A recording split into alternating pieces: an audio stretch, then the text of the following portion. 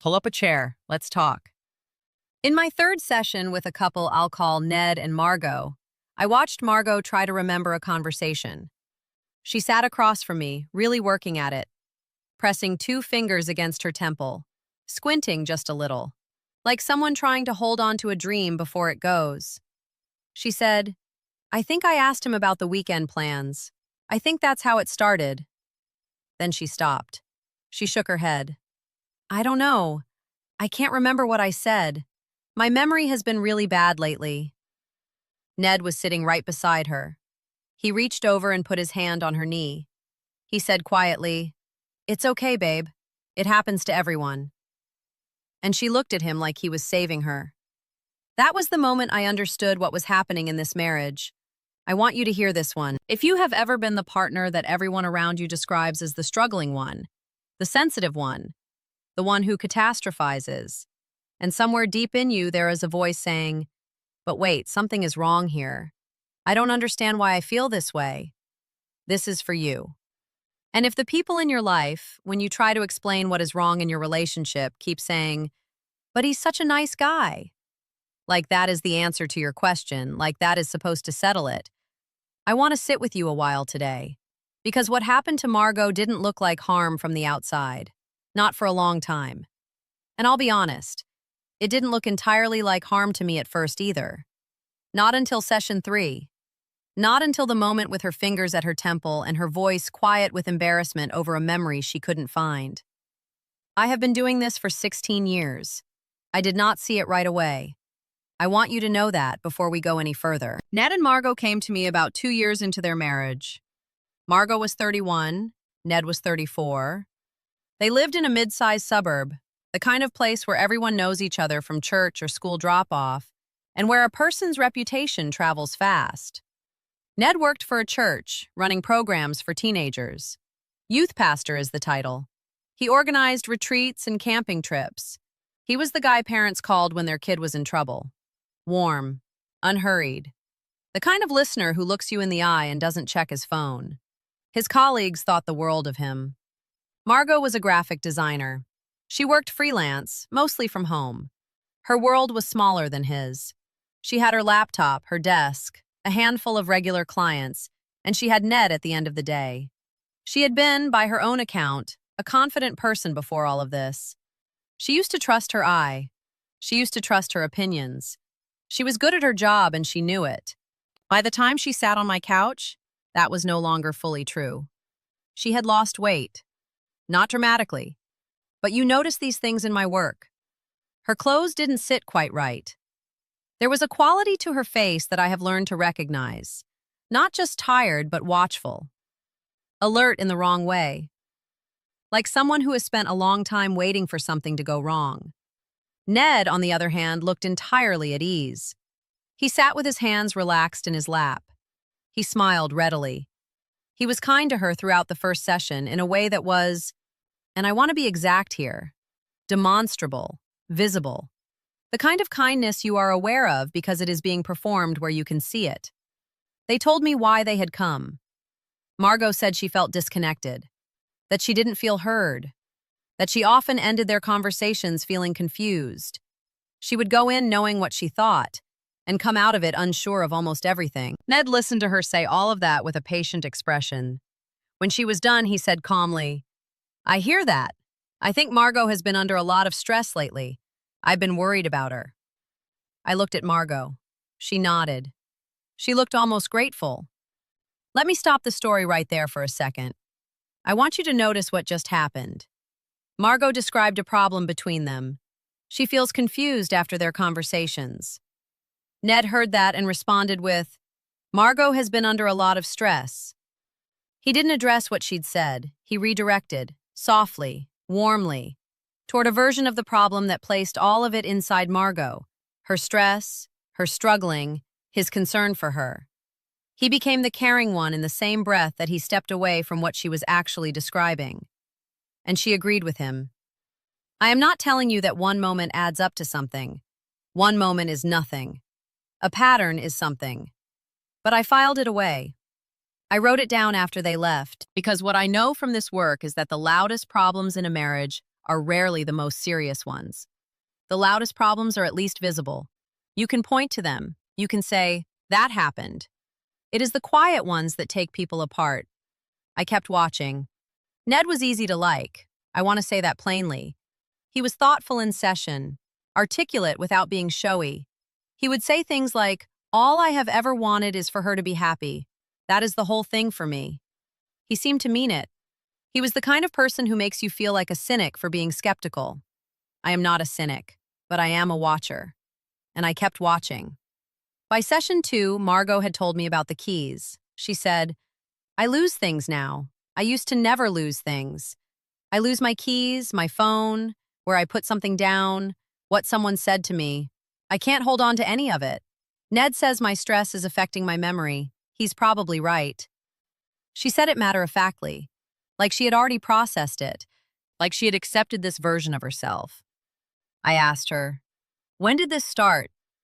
She thought about it. "About a year ago? Maybe longer? It's hard to say."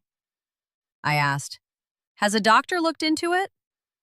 "No, I've been meaning to. I think it's just the stress, like Ned says." I asked, "What is stressing you?" She looked at me. And this look, I want you to picture it. It was not frustrated. It was not sad, not exactly. It was the look of someone who has been asked a question they genuinely cannot answer. Like the question should be simple, and the fact that it isn't simple is itself evidence of something wrong with her. She said, "I don't know. I can't point to anything specific. Ned says I catastrophize. He's probably right about that too." 2 sentences, both ending the same way. He's probably right. He's probably right. I want to stop here. There's something I need to name, and I want to be careful with it. Because this word has been so widely used in recent years that it started to mean everything and nothing. I know, you've heard it. It's everywhere. And because it's everywhere, it has gotten slippery. People use it to describe everything from a serious, ongoing psychological pattern to an ordinary argument where 2 people disagree. And when a word loses its edges like that, it stops being useful. It stops helping us see what is actually happening. So let me tell you specifically what I mean and what I do not mean. I do not mean 2 people who remember a conversation differently. That happens in every relationship. Memory is not a recording. 2 people can sit in the same moment and hold different versions of it. That is human. That is completely normal. I do not mean one person being wrong. Being wrong happens. Someone correcting a genuine mistake is not this. What I mean, and this is specific, is a pattern. A consistent, repeated, one-directional pattern in which one person calmly and reasonably tells the other that their memory of recent events is not accurate. Not once. Not after an unusually emotional exchange, but reliably, routinely. In a way that, over time, leaves the partner unable to trust not just a specific conversation, but their own perception in general. That is the thing. Not the single moment of disagreement, the accumulation. I'll use that word carefully here. The building of it quietly over months until the other person stops being able to say with confidence, "I know what I heard." There is a researcher named Evan Stark whose work helped me put language to what I was watching.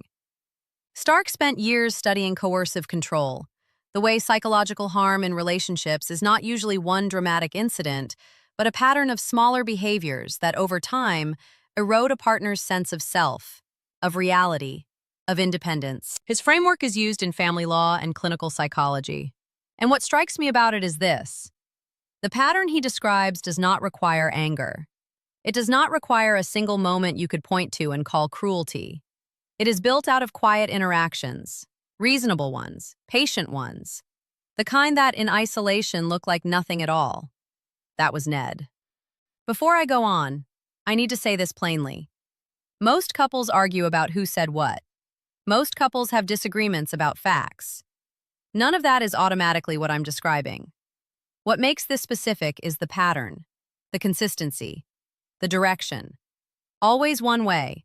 Always the same person ending up as the one who got it wrong. Always the same person apologizing. Always the same person saying, "He's probably right." That is not forgetting. That is something being done. Okay, back to Ned and Margot. Session 3. This is the one I want to walk you through carefully. Margot came alone that week. Ned had a work obligation, a youth group trip. He'd apologized in advance, very graciously. She sat down on the couch. She looked, I don't quite know how to describe it except to say she looked loose, untethered. Like something inside her that was supposed to be held together wasn't anymore. She told me about an interaction from earlier that week. She had asked Ned something about plans for the upcoming weekend. She remembered it clearly, or she thought she did. She thought she had been direct about what she wanted. But later, when she referenced what he'd said, he told her she had it wrong. That wasn't what he'd said. Not exactly. She had pushed back, carefully, she said. She hadn't wanted a fight, and he had looked at her with a patient, quiet expression and walked her through, step by step, what had actually been said. His version. And he did it so calmly, so without any sharpness, that by the time he was done, she felt certain that she was the problem, that she'd heard what she wanted to hear, that she'd gotten confused again. She told me, I started to wonder if I'd dreamed the conversation. If I'd invented it, I don't know. I asked her, what was the question you originally asked him? She tried to find it. She pressed her fingers to her temple. She said, I can't remember now. My memory has been so bad. And that was it. That was the moment. Because here is what I knew by then, after 2 full sessions with this woman. Margot was not a person with a bad memory. She described herself before this marriage as organized, sharp, reliable. Her clients trusted her because she held details. That was part of who she had been. What I was watching was not a memory problem. It was a woman who had been told, consistently, over roughly 2 years, that her memory was failing, and who had believed it. Who had taken it in so completely that she was now not just doubting specific conversations, she was doubting her keys, her work, her judgment at the grocery store, her ability to read a room. He hadn't taken one big thing from her. He had taken it in small pieces, and each piece was just a gentle correction, just a patient clarification, just a softly delivered, that's not quite right. I want to stop here one more time, because I think this is the thing I most want to leave with you. Loud cruelty is, at least, visible. If someone screams at you, or throws something, or says something you can point to and call cruel, you have evidence. It is terrible, but it is there. Other people can see it. You can replay it in your head and say, yes, that happened. And even if no one else believes you can believe yourself, because the moment exists. Quiet cruelty leaves you with nothing to point to. Every single individual moment can be explained away. He was just clarifying a misunderstanding. He was just being accurate. He was just helping her get it right. Each piece, taken alone, looks like nothing, looks like patience, looks like kindness even. It is only when you lay them all together, over time, that the shape becomes visible. And the person living inside it usually can't do that, can't step back and see the shape, because they are too busy being confused. They are too busy doubting themselves. They are too busy saying, he's probably right. This is why it hides so well. When Margot tried to describe what was wrong to her friends, they asked her what he had done, and she couldn't say. She couldn't point to an incident. She just felt like she was disappearing. And they said, but he is so sweet. Are you sure it's not stress? Are you sure it's not stress? I cannot tell you how many times I have heard some version of that sentence. The hardest cases I see are not the ones where the harm is obvious. They are the ones where the person who is being harmed has been so thoroughly taught to doubt their own perception that by the time they reach me, they are not sure any of it is real. Margot was not sure any of it was real. That is how far in she was. Okay, here's what I did. I did not start with Ned. My first move was with Margot alone. I said, I want to try something. Get a small notebook. Cheap, spiral-bound, doesn't matter. And after any significant conversation with Ned, any conversation that leaves you feeling confused or uncertain or like you misunderstood something, I want you to write down as quickly as you can what was said. Not what you felt, not your interpretation, The actual words, as close as you can remember. Right away while it's fresh. Just write it down. She looked at me. She said, "What if I can't remember?" I said, "Write what you do remember, as soon as you can. That's all." She was quiet for a moment. Then she said quietly, "He's going to think I'm keeping a record to use against him." I said, "You don't have to tell him about it." She looked down at her hands. I watched something move through her, something between relief and something that looked like fear. She said, "What do you think I'm going to find?" I said, "I don't know, but I think you're going to find something." I want to tell you about that moment because it is one of those moments in this work that stays with you. She hadn't been asked to do anything confrontational. She hadn't been asked to challenge Ned or to make an accusation or to demand anything. She had been asked to write things down in a cheap notebook as quickly as possible after they happened. And it terrified her, which told me a great deal. She came back 2 weeks later with the notebook. I want to describe how she brought it in because it matters. She didn't put it on the table right away. She sat down, held it in her lap, and looked at it. She had the expression of someone holding proof of something they were afraid to have confirmed. She had written in it 7 times, 7 separate interactions over 2 weeks, and the pattern was visible on those pages in a way no single session had made it visible. Every entry followed the same shape. She had said something, asked something, brought something up. Ned had responded. Later, when she had referred back to what he'd said, he had told her, gently, patiently, with that slight, sad expression, that she had it slightly wrong. Not completely wrong, just slightly. Just enough that she was, again, the one who had misremembered. The one who had gotten confused. In 5 of the 7 entries, she had written down what she remembered right after it happened. Right away, while it was still there. And in those 5 entries, what she'd written in the notebook matched what she had thought she remembered before he corrected her. She was not misremembering. She was being told she was misremembering. She sat across from me and she said, "So I'm not crazy?" I said, "No, you're not." She started to cry, quietly, carefully, like someone releasing something they had held for a long time and weren't sure how much to let go at once. She had been carrying this alone for 2 years. 2 years of being told in the quietest, most patient way imaginable that she could not trust her own mind. And in 2 weeks, with a notebook she bought at the drugstore, she had put something on paper that could not be rewritten. Let me stop here and say something about what that notebook was actually doing. It was not a legal document. It was not a weapon.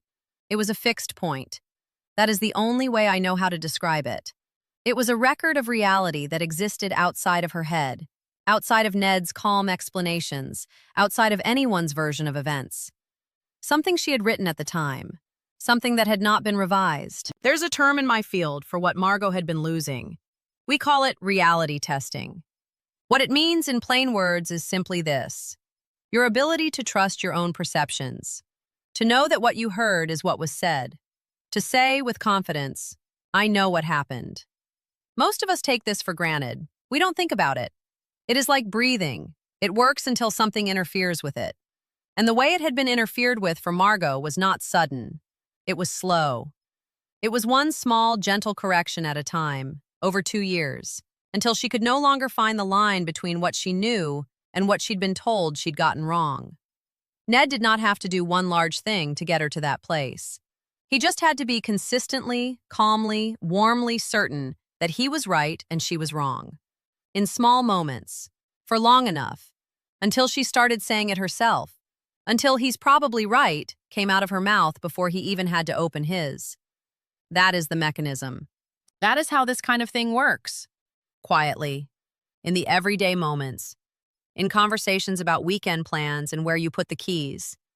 Now, the harder part. When I eventually worked with Ned and Margot together, I did something specific, and it was not what you might expect. I didn't confront Ned with the notebook. I didn't accuse him of anything. Not yet. Not directly. What I did was simple. I asked them in session to walk me through a recent conversation together. Not a fight. Not a major moment. Just something from the past week. A normal exchange. Then I listened. Within 2 joint sessions, the pattern appeared in my office. Margot would describe something they had talked about. Ned would say, gently, "That's not quite what happened."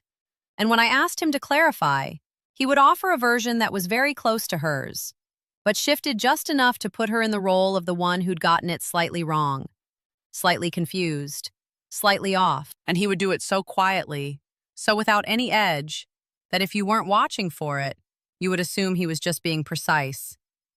I was watching for it. I said, "Ned, I've noticed something. When Margot describes a conversation, you often have a different version of it." He said, reasonably, "We both have imperfect memories, that's normal." I said, "It is, but I've noticed the corrections go one direction. You correct Margot. She rarely corrects you. Does that match what you've seen?" A brief pause, just a small one. Then, "I think Margot has just been under a lot of stress. Stress affects memory." Back to the stress. Back to Margot as the one with the problem. Back to him as the worried one. I said, "Margot, what do you think about that?" She reached into her bag. She took out the notebook. She set it on the cushion between them. She didn't say a word. She just left it there. The room was quiet. I will tell you honestly, I don't know how the story ends. I don't know what Ned understood in that moment or afterward. I don't know how much of what he had been doing on purpose. And I want to say something about that. I don't know that intent is the most important question here. People can cause this kind of harm without a clear plan. They can do it because they cannot tolerate being wrong, because their sense of themselves depends on being the calm, reliable one in the room. And the only way to hold on to that is to make the other person the unsteady one. Conscious or not, the harm is the same. What I know is this. Margot walked out of that session differently than she had walked in on the first day. Not fixed, not done. She had months of work ahead of her, maybe more. But she had the notebook. She knew what she had seen with her own hands, in her own writing, in her own time. And no one, not even Ned in his most patient voice, was going to be able to take that from her anymore. She sat up a little straighter when she put it down on the cushion. I noticed that. Such a small thing. Her shoulders came back just slightly, and she breathed in the way people breathe when they have been holding something in their chest for a long time and have finally put it down somewhere. She knew what she knew. For the first time in 2 years, she knew it for certain. That is where this kind of recovery starts. Not in a courtroom, not in a blowout confrontation. In a quiet moment where you stop agreeing that you might be wrong. Okay, here is what I want to leave you with. And I want to be careful here, because what I'm about to say is useful for some people and not relevant for others. I want you to be honest with yourself about which one you are. If you occasionally have disagreements with your partner about who said what, that is normal. That is 2 humans living together. If your partner sometimes remembers something differently than you do, normal. If you are sometimes wrong about the facts, normal. This is not what I am describing. What I am describing is this. If you find yourself routinely, regularly, consistently doubting your own memory of recent conversations, not occasionally, not when you're exhausted, but as a predictable pattern, and that pattern is concentrated around one specific person, I want to suggest something small. Get a notebook. Cheap, spiral-bound, or use the Notes app on your phone. It doesn't matter. Right after any conversation that leaves you feeling confused or uncertain, write down what happened, what was said, what you remember. Do it quickly before it shifts. Don't wait. Don't think about it too much. Just write it down. Do this not as a weapon, not to build a case. Do this as a mirror. You are finding out what is true. If the notebook tells you that you are wrong about half the things, right about half the things, that's useful. That's normal. That means you are 2 human beings with imperfect memories living together. That is fine. But if the notebook tells you that you are wrong almost every time, in a consistent direction, around this one person, that is not your memory. That is information. That is information about a pattern that, from the outside, may look like nothing at all. May look like a sweet man taking care of his struggling wife. May look like concern and patience and love. Your notebook doesn't care how it looks. Your notebook just tells you what happened. Margot's notebook told her she had not been imagining things.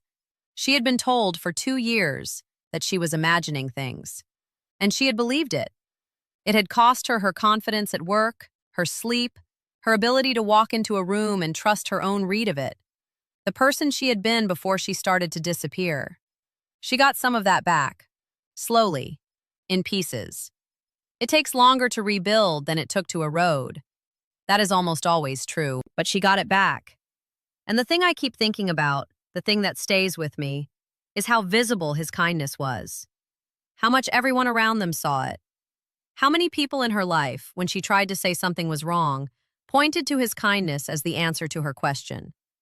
But he's so sweet. Sweetness is not evidence of safety. I want you to hear that. Warmth and patience, and the way someone presents themselves to the world, none of that is evidence of safety. The only evidence of safety is how you feel inside a relationship over time. Whether you are becoming more yourself or less. Whether you are gaining trust in your own perceptions or losing it. Whether you leave your hardest conversations feeling heard or feeling like you got it wrong again. That is the thing to watch, not the public warmth, the private pattern. Take care of yourself, and take care with yourself.